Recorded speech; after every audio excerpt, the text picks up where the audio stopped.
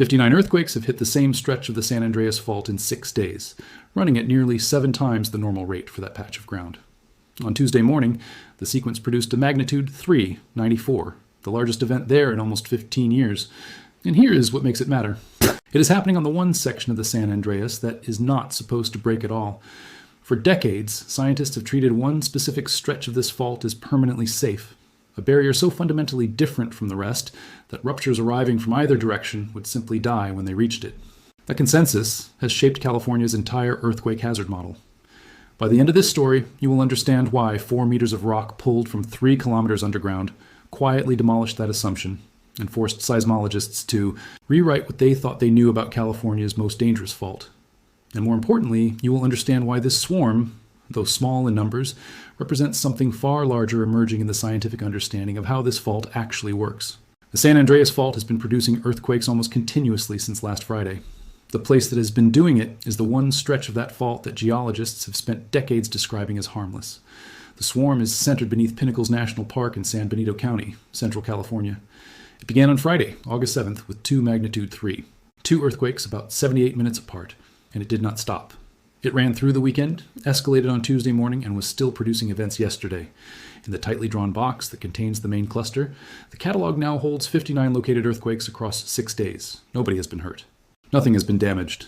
No agency has issued a warning, an advisory, or an elevated alert of any kind. And none of them should have, because on the raw numbers, this sequence is small. The largest event in it would rattle dishes in Hollister and go unnoticed in San Jose. What makes it worth your time is where it happened. The swarm sits directly on what seismologists call the creeping section of the San Andreas, roughly 150 kilometers of fault running from San Juan Bautista in the northwest down to Parkfield in the southeast. On this stretch, and only on this stretch, the 2 plates slide past each other continuously with a kind of geological smoothness that has no equivalent anywhere else on this fault. They do not stick, build up strain, and release it in a single violent snap. They just move all day, every day at about the same rate the plate boundary demands. Imagine a gear slipping rather than locking, a surface lubricated by something that prevents the usual earthquake-generating friction from accumulating. That behavior is why the standard answer to could the whole San Andreas rupture at once has always been no. The creeping section is treated as a barrier so incapable of storing energy that a rupture arriving from either direction would run into it and die. Everything you have ever heard about the big one being confined to one half of California or the other rests on that assumption. It is the scientific foundation for one of California's most reassuring official statements. It is also wrong, or at least far more complicated than anyone thought it was. 4 years ago, a group of researchers pulled rock out of a borehole at the southern end of this segment and found something that does not fit the assumption at all. The numbers on Tuesday's largest earthquake are worth stating precisely because they matter for what comes next. At 19 minutes and 8 seconds past 10 o'clock Universal Time on Tuesday, August 11th, that is 3:19, in the morning Pacific Time, a magnitude 3, 94 earthquake struck 6 kilometers northwest of Pinnacles. The depth was 4.62 kilometers. 85 seismograph stations reported it. The azimuthal gap, a measure of how well those stations surround the epicenter, was 40 degrees, which is good. Horizontal error was 1.4 hundredths of a kilometer. That is not a preliminary automatic solution that might get revised by half a magnitude tomorrow. That is a reviewed, well-constrained answer. The fault did exactly this, exactly here. Within 3 minutes and 33 seconds, 3 more located earthquakes followed. A magnitude 2, 57, a magnitude 2, 60, and a magnitude 2. 14 all within a few kilometers. The largest event to follow at any point in the rest of the sequence was a magnitude 2. 66. About an hour and 50 minutes later, at a depth of just 500 meters, the shallowest significant event of the entire swarm. By the end of Tuesday, counted by Pacific Calendar Day, the catalog held 27 located earthquakes for that day alone. Here's the first thing that is strange about this sequence. It got bigger as it went along. A classic main shock aftershock sequence peaks immediately. The big one hits, and everything after it is smaller and less frequent as the fault settles. This one opened with 2 magnitude 3. 2 events, ran for 4 days, and then produced its largest earthquake. That is backwards. That is the signature of a swarm, a sequence driven by something progressively loading the fault rather than by one patch breaking and the neighborhood adjusting. And the pattern gets worse from there. To know whether 5 days of earthquakes means anything, you have to know what a normal week looks like in the same box on the map. Between the 1st of January and the 7th of August this year, 218 days, that box produced 313 located earthquakes. 44 earthquakes per day. That is the baseline. That is Pinnacles being Pinnacles. The swarm produced 59 located earthquakes in 6 days, 83 per day. The fault is running at roughly 8 times its own background rate. That is not a rounding artifact or statistical wobble that disappears when you draw the box differently. It is a large, clean, sustained change in the behavior of a specific piece of the San Andreas over the better part of a week. There's one more thing to say about that number, and most coverage skips it. The catalog is not the fault. A great many small earthquakes in central and northern California are recorded on instruments and never published at all. Detection algorithms have magnitude and quality thresholds. Analysts review a prioritized subset, and areas with denser instrument coverage simply publish more small events than areas with sparser coverage. So 59 is not a measurement, it is a floor.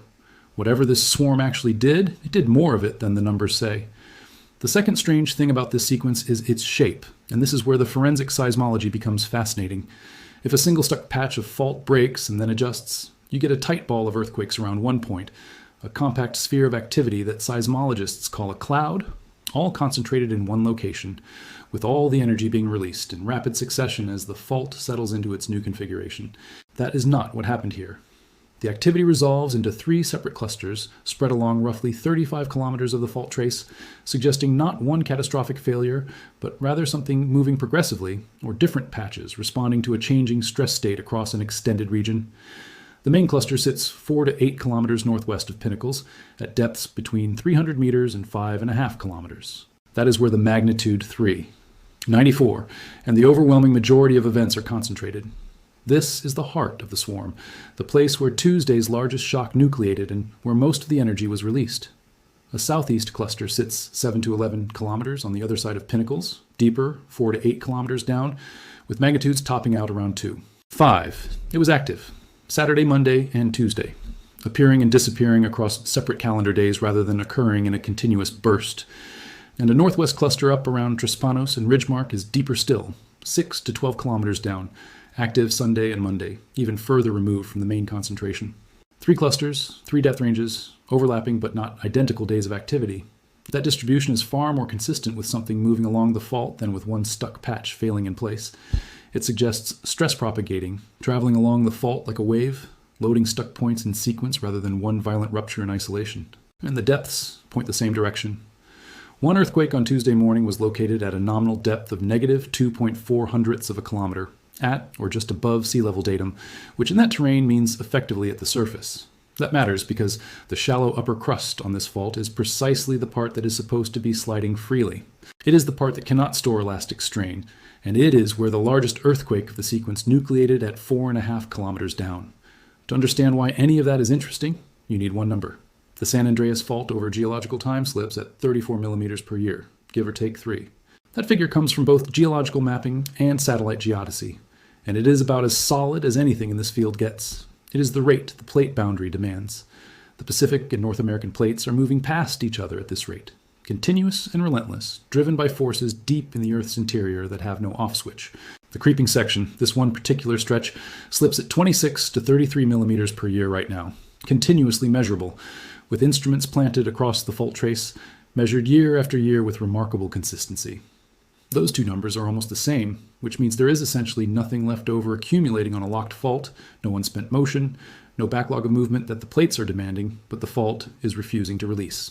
The difference between the plate rate and the observed slip rate accumulates as elastic strain in the rock, like a spring compressed, storing mechanical energy waiting to be released catastrophically.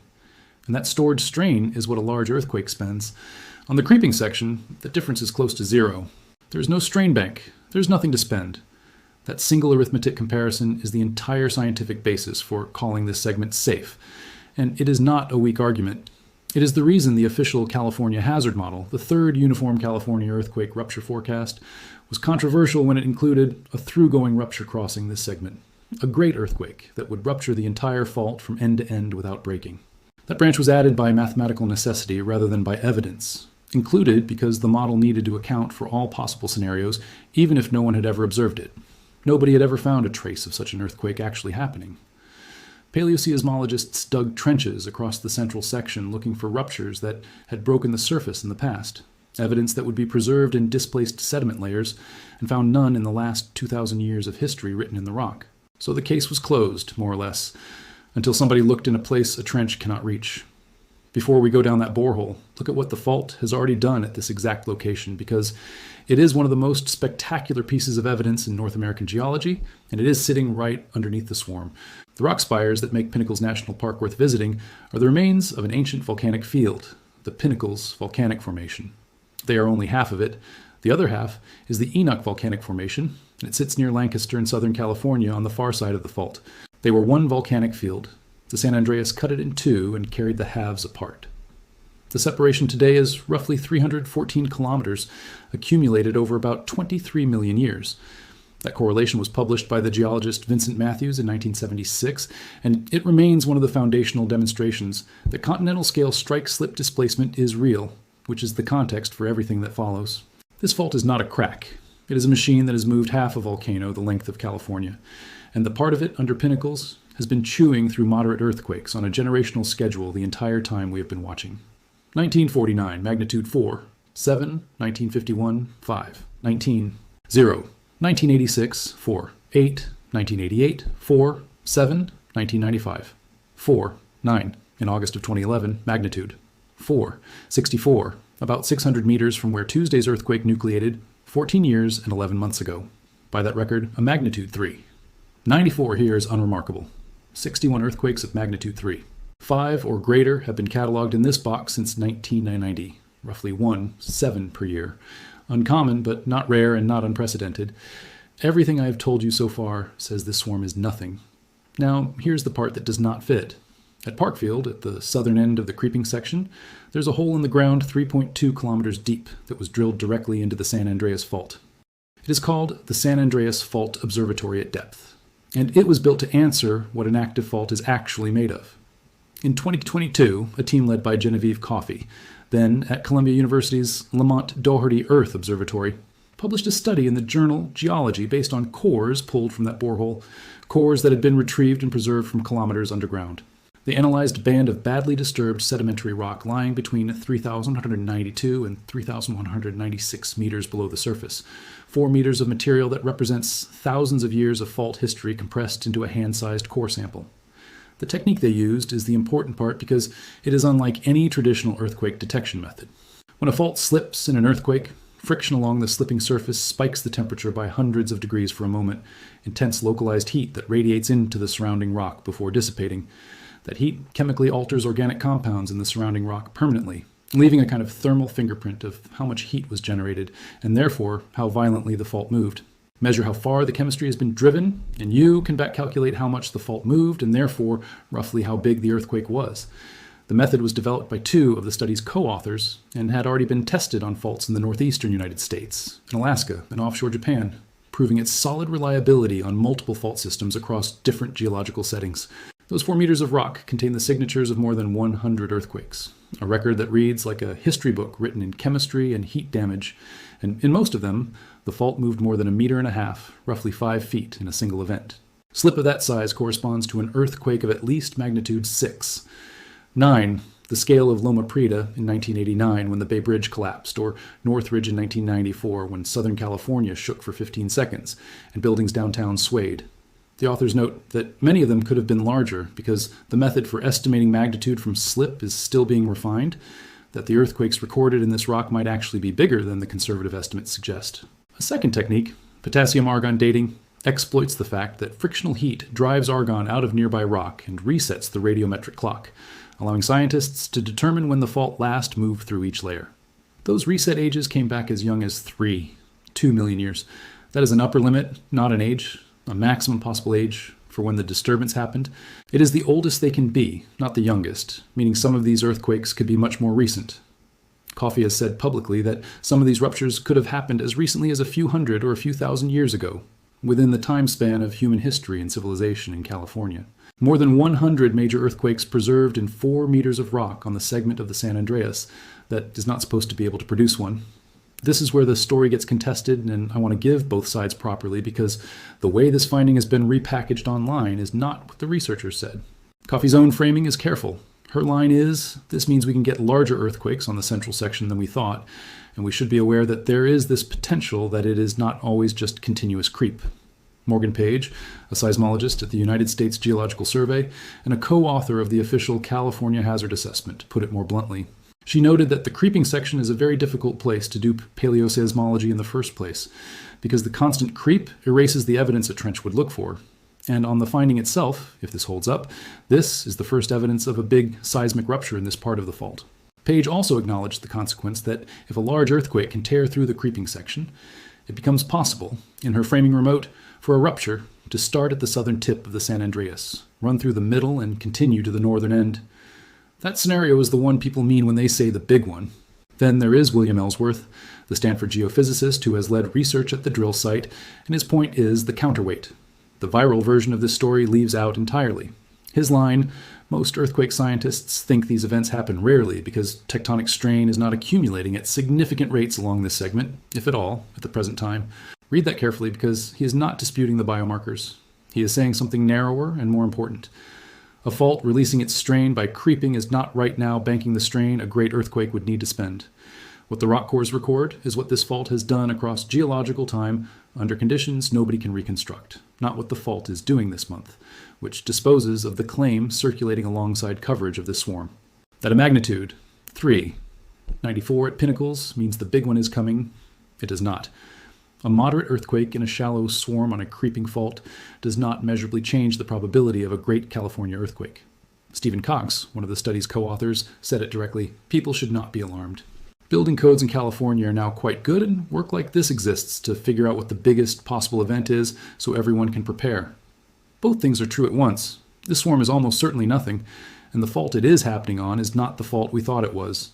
To see why that matters in practical terms, follow the creeping section southeast to where it ends. Parkfield. California is a town of about 18 people that sits in the middle of nowhere, and it is arguably the most heavily instrumented piece of ground on the planet. Government agencies and universities have installed seismometers, GPS receivers, strain gauges, and countless other monitoring devices across this small area because it sits exactly at the transition, the point where the creeping section hands off to the locked San Andreas. And it produced one of the most famous experiments in the history of seismology, a grand scientific prediction that would reshape how we think about earthquake forecasting. Parkfield generated moderate earthquakes, magnitude 6 or thereabouts in 1857, 1881, 1901, 1922, 1934, and 1966. Scientists looking at this pattern found something that seemed remarkable: an average interval of about 22 years between events, spacing that appeared almost rhythmic. That is close enough to a schedule that, in the mid-1980s, the Geological Survey formally predicted the next one would arrive before 1993, and wired the entire area with instruments and waited, investing enormous resources based on this pattern.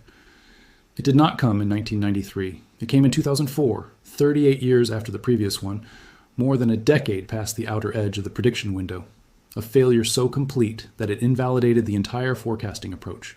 And, when it finally ruptured, it broke in the opposite direction from the previous events, taking the one thing scientists thought they understood about this fault's pattern and inverting it.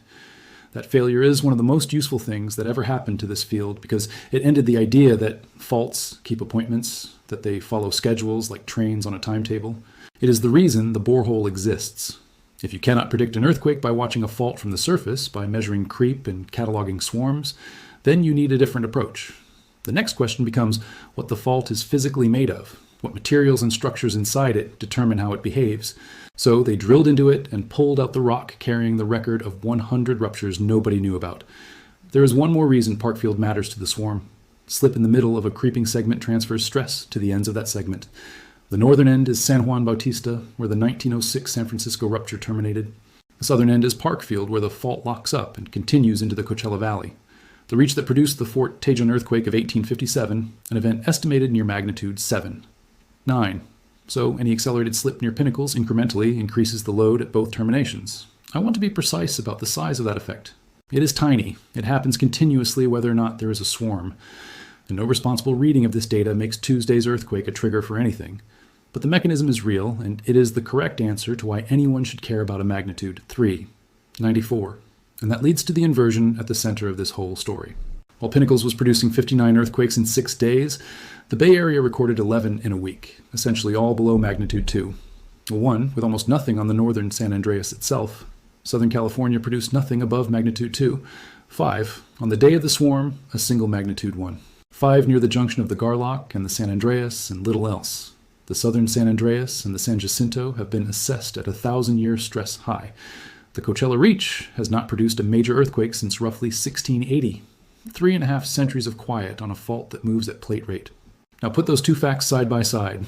59 earthquakes in 6 days on the creeping section is strain leaving the system. 340 years of silence on the Coachella Reach is strain entering it every day without release. The part of the San Andreas that shakes constantly is the part that cannot hurt you. The parts that can kill tens of thousands of people do not shake at all. Seismicity is a measure of release, not a measure of danger. And the version of this story that treats a busy week at Pinnacles as a warning has the physics exactly backwards. There are 3 things worth watching over the next 2 weeks, and all 3 are answerable with public data. The first is whether this patch delivers something larger. The 2011 earthquake, magnitude 4, 64, sits 600 meters from where Tuesday's hypocenter lies, and this patch's history runs to magnitude 5, 0. The sequence was still active at a reduced rate yesterday. Whether the magnitude 3, 94 was the peak or foreshock to something bigger can only be answered looking backwards, but the catalog will answer it within days. The second is the creep meter record. The most likely explanation for this sequence is a shallow creep transient, an episode where a stretch of the fault slides faster than its long-term average for days to weeks, loading the small stuck patches embedded in it and making them fail in order. That would explain the 4-day buildup, the spread along 35 kilometers of strike, and the shallow depths all at once. It is also testable with existing instruments. This segment has been monitored by creep meters and alignment arrays for more than 3 decades. If a creep event is confirmed for last week, the swarm has an explanation. If the creep meters show nothing, the alternative, a locked patch inside a creeping fault, keeping its generational schedule, gets stronger. The third is direction. That southeast cluster, 7 to 11 kilometers beyond Pinnacles, was active on 3 separate days.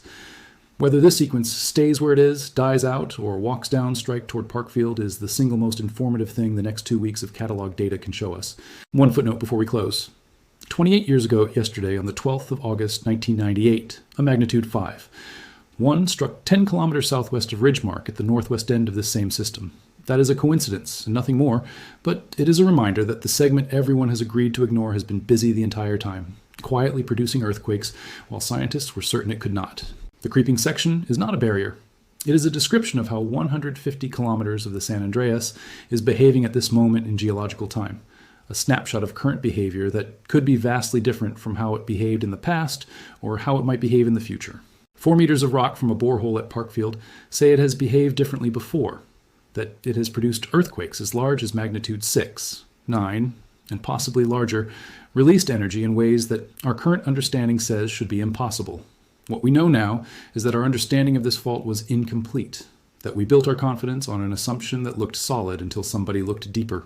What we do not yet know is whether that incompleteness matters for next month, next year, or only across timescales so long that your great-great-grandchildren will be the ones to learn the answer. The science that emerges over the next weeks and months will tell us which. The swarm at Pinnacles will continue or stop.